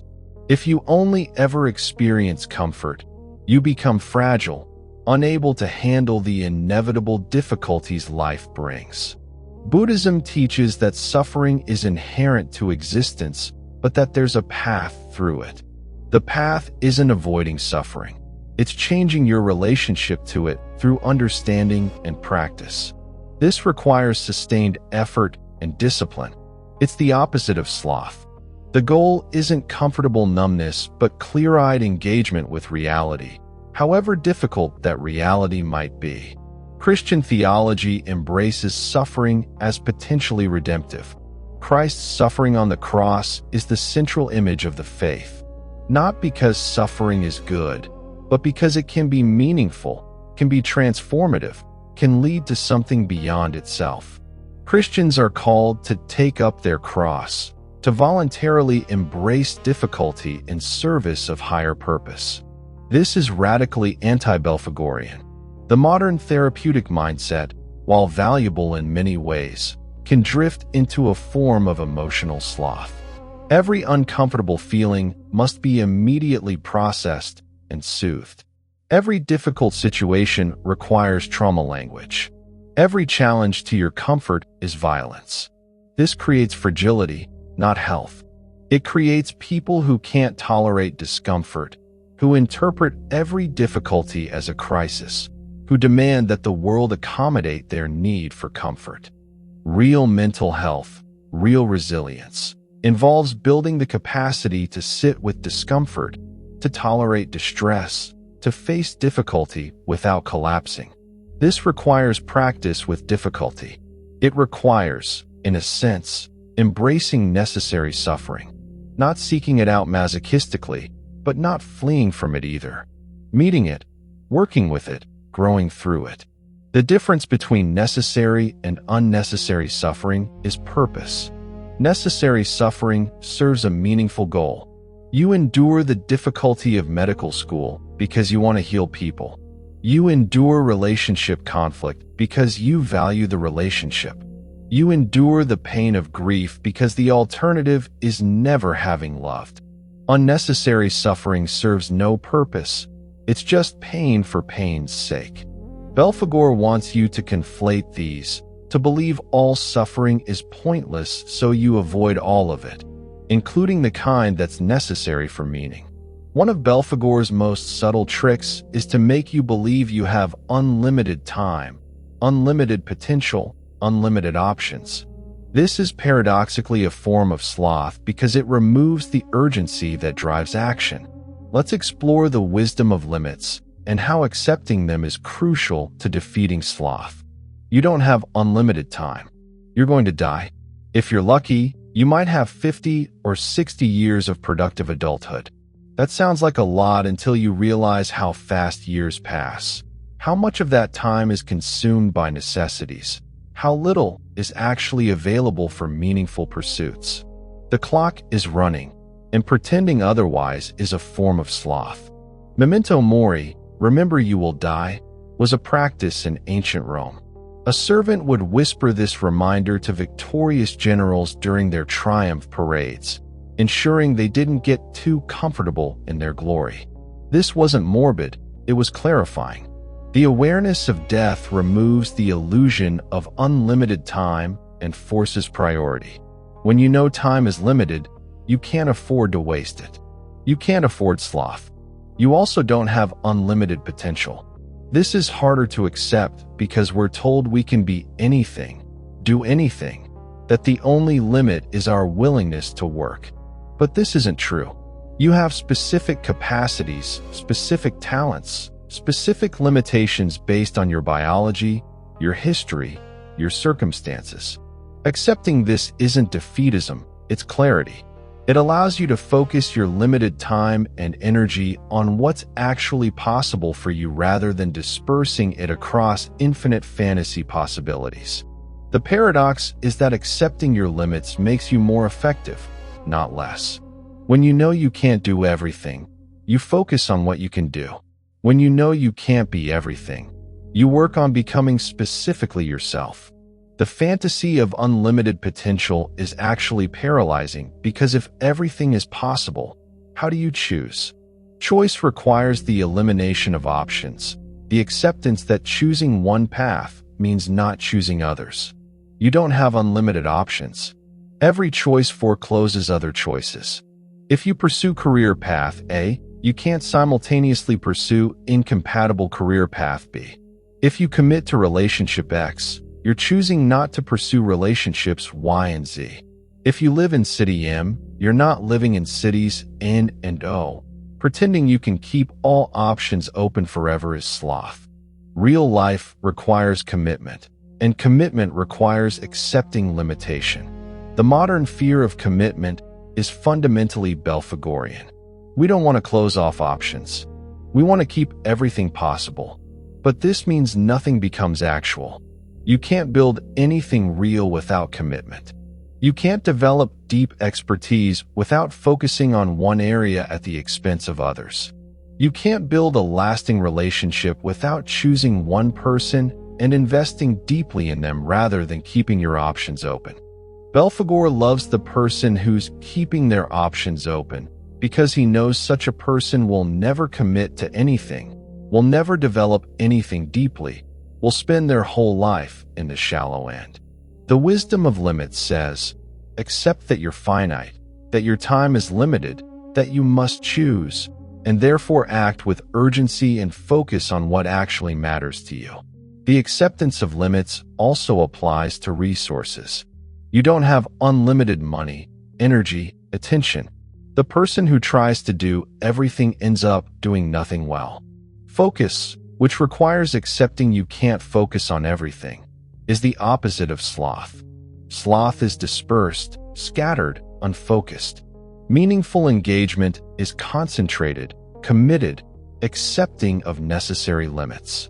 Let's return once more to relationships, because there's a specific pattern of relational sloth we need to examine. The pattern of serial abandonment disguised as self-discovery. Modern culture celebrates finding yourself, following your bliss, living your truth. These aren't bad impulses. The problem is when they become justifications for abandoning anything difficult. When every relationship that requires work is framed as not right for you. When every commitment that becomes challenging is reframed as not aligned with your authentic self, you're using therapeutic language to justify sloth. Real self-discovery often happens through commitment and difficulty, not through their avoidance. You discover who you are by staying in the hard relationship and working through it, not by leaving every time it gets tough. You discover your capacity by honoring commitments even when they're inconvenient, not by treating every commitment as optional. You discover your character by facing your contributions to relationship problems, not by blaming everyone else and moving on. There's a pattern some people fall into of serial relationships, serial jobs, serial cities, serial identities.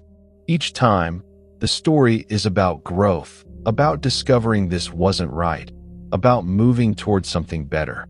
And sometimes that's true, but often it's just sloth. It's the unwillingness to do the hard work of making something work, of building something lasting, of staying present to difficulty. The person caught in this pattern always has sophisticated reasons for leaving.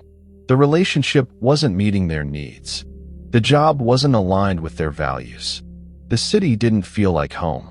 But if you examine the pattern across time, you notice they've never met a relationship, job, or city that stayed right once it became difficult. The problem isn't external, it's internal. It's the inability or unwillingness to work through difficulty, to commit through challenges, to build something that lasts. Belphegor loves this pattern because it masquerades as growth. You're always evolving, always discovering yourself, always following your truth. It looks like the opposite of sloth. It looks active, intentional, brave even. But it's actually the avoidance of the hard work of commitment. It's choosing the exciting newness of beginning over the difficult middle of building. It's collecting starting experiences without ever reaching completion or depth. The antidote is examining your pattern. If you've had 10 relationships and they all ended for different reasons that all somehow pointed to the other person's failings or incompatibilities, maybe the pattern is actually about your avoidance of intimacy.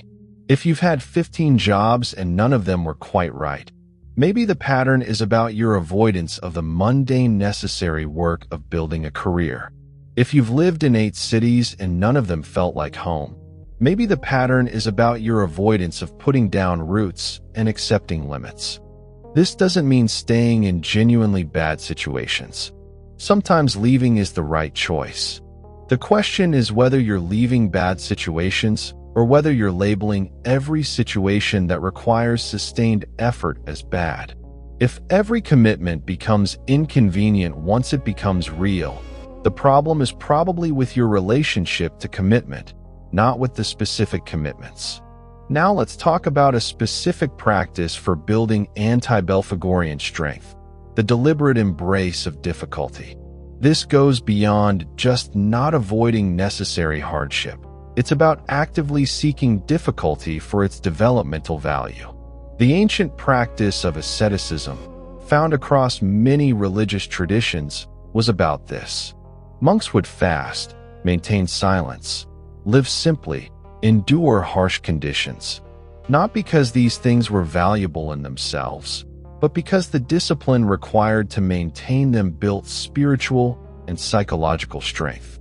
They understood that difficulty is a gym for character. You don't need to become a monk to apply this principle. You can incorporate deliberate difficulty into ordinary life. Take cold showers when hot water is available. Walk when you could drive. Fast occasionally when food is abundant. Have difficult conversations when avoidance would be easier. Choose the hard workout when the easy one would suffice. Practice discomfort. The point isn't suffering for its own sake. The point is building the capacity to tolerate discomfort, to act despite not feeling like it, to maintain discipline when convenience is available. These are psychological muscles, and like all muscles, they're built through use. When you practice deliberate difficulty in small ways, it builds capacity for larger challenges.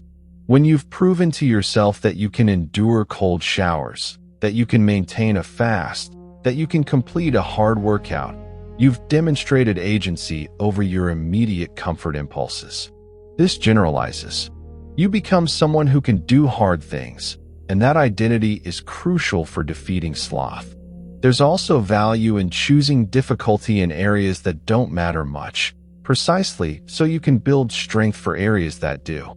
The cold shower itself isn't life-changing, but the practice of overriding your immediate comfort-seeking creates a pattern that applies to meaningful challenges. It's training. Modern life has optimized away most necessary difficulty. We don't need to hunt or farm for food. We don't need to walk miles for water. We don't need to endure harsh weather. Our ancestors built strength through necessary hardship. We have to create it deliberately. The person who never voluntarily experiences discomfort will be completely unprepared when involuntary hardship inevitably arrives. The practice of deliberate difficulty also serves as a reality check on what actually matters. When you've deliberately experienced real discomfort, the minor inconveniences of life stop seeming like crises. You develop perspective. The person who maintains an ice bath practice isn't going to be devastated because their coffee order was wrong. They have a calibrated sense of actual difficulty versus trivial inconvenience. This relates to Belphegor because sloth often comes from mistaking minor difficulty for major obstacles. Everything feels hard when you have no practice with actual hardness. The person who's never voluntarily done anything difficult will experience every minor challenge as insurmountable. But the person with a regular practice of deliberate difficulty develops an accurate sense of their capabilities. They know what they can endure, and that knowledge is freedom from Belphegor's whispers that everything is too hard. Start small. Choose one area of minor, deliberate difficulty and maintain it for a month. The specific area doesn't matter as much as the practice of choosing hardness when ease is available. Build from there. Over time, you'll find you've become someone who can do hard things, and that's precisely who Belphegor can't touch. One of Belphegor's most powerful weapons is fear of failure, and he wields it with particular subtlety. He doesn't make you afraid of trying. He makes you afraid of trying and failing, which amounts to the same thing, but feels more sophisticated. Think about how many things you haven't attempted because you were afraid you'd fail at them. How many skills you haven't tried to learn. How many opportunities you haven't pursued. How many relationships you haven't attempted, all because you were afraid you wouldn't succeed. Belphegor has convinced you that not trying is safer, wiser, more comfortable than trying and potentially failing. This is a form of sloth because it keeps you in perpetual inaction while allowing you to maintain a fantasy of potential success. I could have done that if I'd tried. I would have been good at that if I'd pursued it. That relationship would have worked if I'd committed to it. Maybe, but you'll never know because you didn't try. And Belphegor loves this because you get to keep your comfortable illusions while he keeps you paralyzed. The truth is, failure isn't the catastrophe we imagine it to be. Failed attempts teach you things success never can. Failed relationships show you what you need and what you can offer.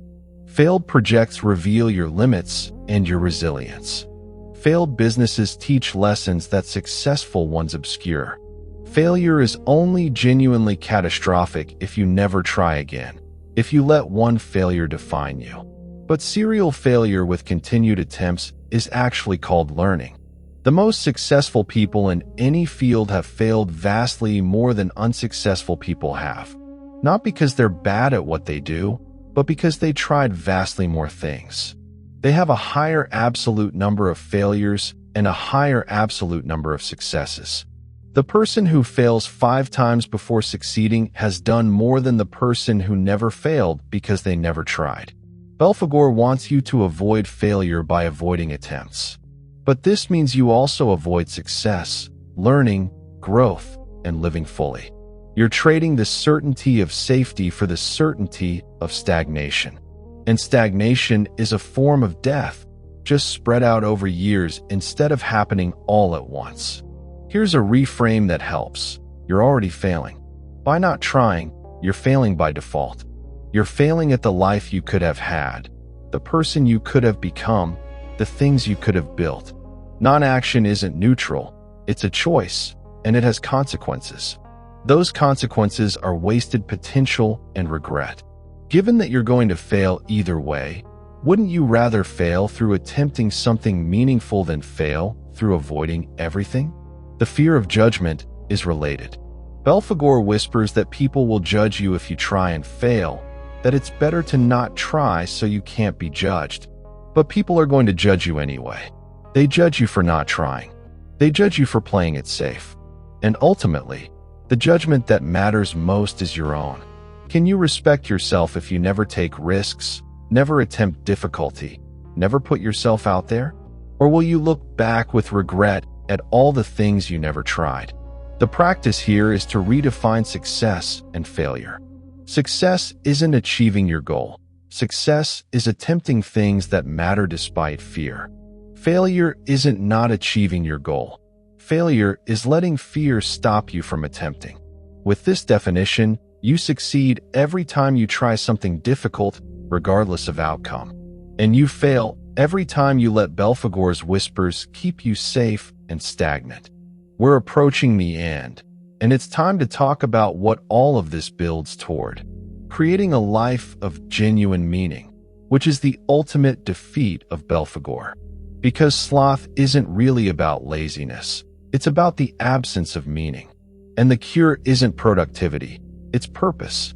A meaningful life is one where your actions connect to your values, where your daily choices accumulate towards something you care about, where you're building something that matters, whether that's a career, a family, a community contribution, a body of creative work, or a developed character. Meaning comes from connection between effort and purpose. Belphegor wins when you disconnect your actions from any larger purpose. When you're just getting through the day, just killing time, just surviving until the weekend, just counting down to retirement, you're in his grip. Because without purpose, effort feels pointless, and pointless effort is impossible to sustain. You need to know why you're doing what you're doing, or sloth becomes inevitable. So the first step in creating a meaningful life is identifying what matters to you. Not what should matter, not what matters to other people, not what society says should matter, but what genuinely matters to you. This requires deep honesty and usually some trial and error. You have to try things, see what resonates, notice what makes you feel more alive versus what drains you. You have to pay attention to your life. Once you have some clarity on what matters, the next step is structuring your life around those things. This requires sacrifice. You can't structure your life around everything. You have to choose what gets the prime real estate of your time, energy, and attention. This means saying no to things, even good things, that don't serve your primary purposes. It means disappointing people sometimes. It means accepting limits. But when your life is structured around what genuinely matters to you, effort stops feeling like burden and starts feeling like investment. You're building towards something you care about. The difficulty is still difficult, but it's meaningful difficulty. It's the difference between pointless suffering and purposeful struggle.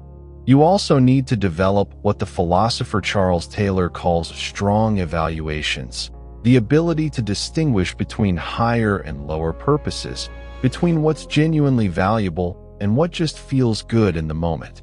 Some pleasures are empty. They leave you feeling worse afterward. Some difficulties are meaningful. They leave you feeling more yourself, more alive, more proud of who you're becoming. You need to be able to tell the difference and structure your life accordingly. This is anti-Belphegorian because it requires sustained attention and difficult choices. It's so much easier to drift, to let life happen to you, to follow the path of least resistance. Creating meaning requires constantly choosing the harder but more purposeful path. It's a daily practice, not a one-time decision. You also need to build meaning through relationships. Humans are social creatures. We find much of our purpose through connection with others, through service to others, through being part of communities larger than ourselves. The purely self-focused life, no matter how productive, tends toward emptiness.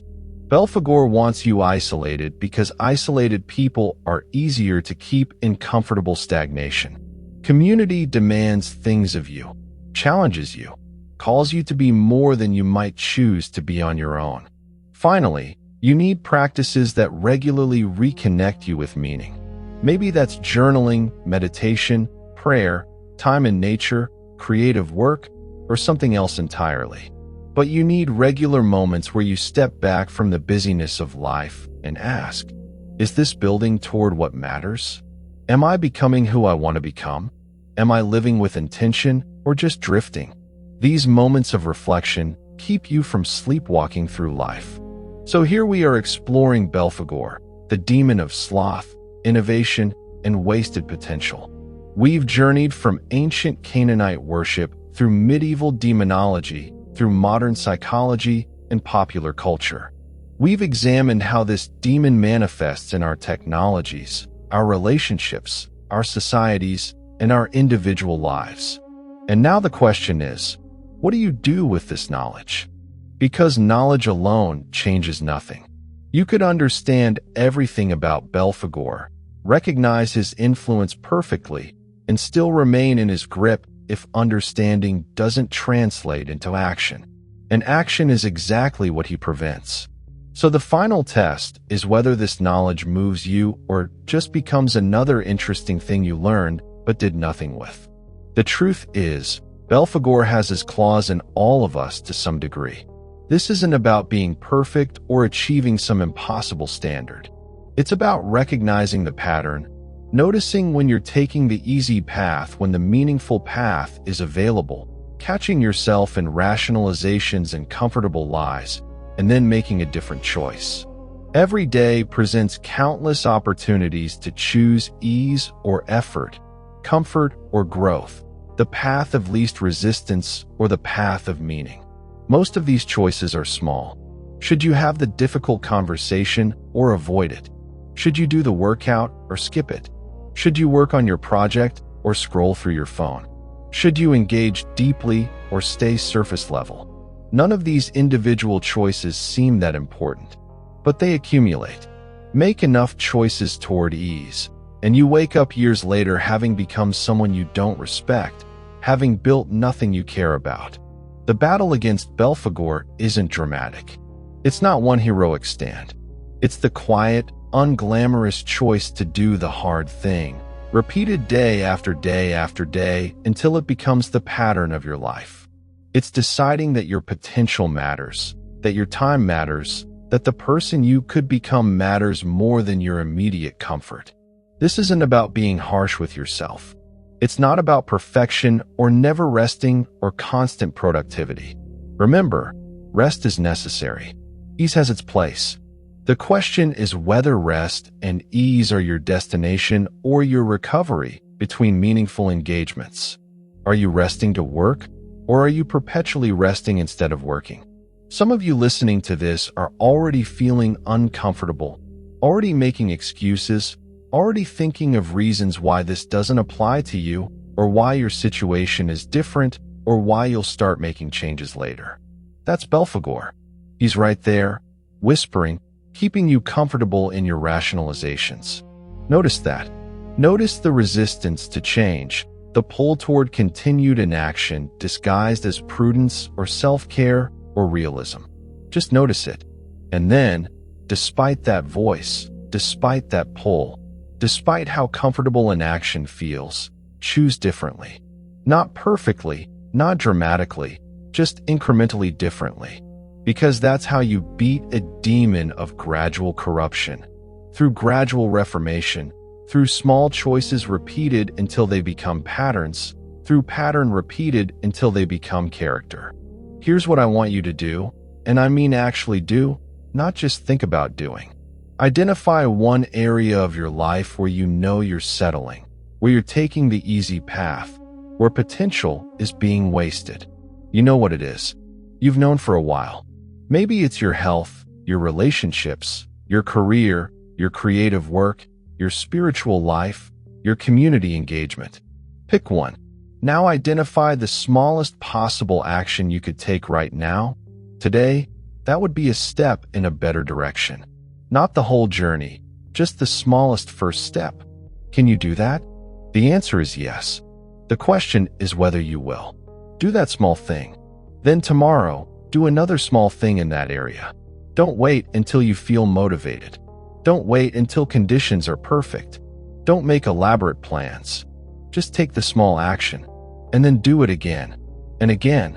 Build the pattern before you worry about dramatic results. Trust that consistent small actions compound into significant change, because they do. But even that's not the most important thing. The most important thing is you're proving to yourself that you can act, that you have agency, that Belphegor doesn't control you. As you build that pattern in one area, you'll notice it starts affecting other areas. The discipline you develop in one domain transfers. The identity you're building as someone who can do hard things applies broadly. You're not just improving one aspect of your life. You're transforming your fundamental relationship with difficulty and meaning. And here's the thing Belphegor doesn't want you to know. It gets easier. Not because the tasks become objectively easier, but because you become stronger. The capacity to engage with difficulty is a muscle, and like all muscles, it grows with use. What seems impossible now will seem manageable 6 months from now if you've been building that capacity consistently. But you have to start.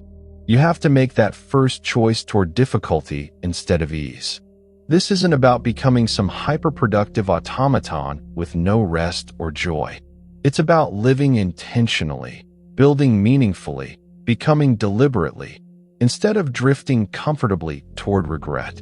It's about honoring the gift of your existence by actually using it, by creating something, contributing something, becoming someone, rather than consuming and coasting until you die. Belphegor is real, not necessarily as a literal demon with horns sitting on a golden toilet, though believe what you want about that, but as a force, as a pattern, as a gravitational pull toward waste and mediocrity. He's absolutely real. And he's particularly powerful in our current moment, in our culture of convenience and comfort and endless distraction. But you're real too. Your agency is real. Your capacity for choice is real. And the meaningful life you could build is real. More real than any comfortable nothing. More real than wasted potential. More real than the fantasy of what you might have done if you'd tried. So the question is, will you engage? Will you do the hard thing? Will you build something meaningful? Will you become someone you respect? Or will you take the easy path and hope it somehow leads somewhere worth going, even though you know it doesn't? Belphegor offers you comfort, convenience, and ease.